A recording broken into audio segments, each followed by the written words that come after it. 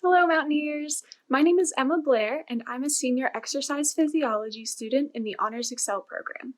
The Honors Excel program is a unique opportunity available here at WVU that allows students to engage and enrich themselves in just about any topic that you're passionate about.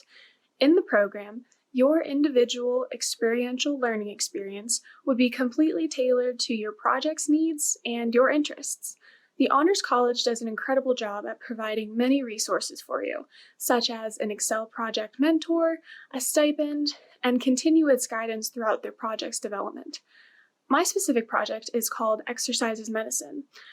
In my project, I'm working with patients who are referred to WVU's Exercise Physiology Department from West Virginia rural counties because they have medical conditions that can be alleviated or improved through the use of exercise rather than adding additional medications onto them. So I'm working with these patients and trying to make prescribing exercise just as common as it is prescribing medication.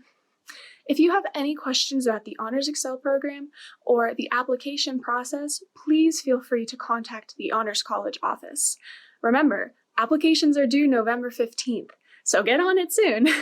I highly recommend anyone to apply for the Honors Excel program.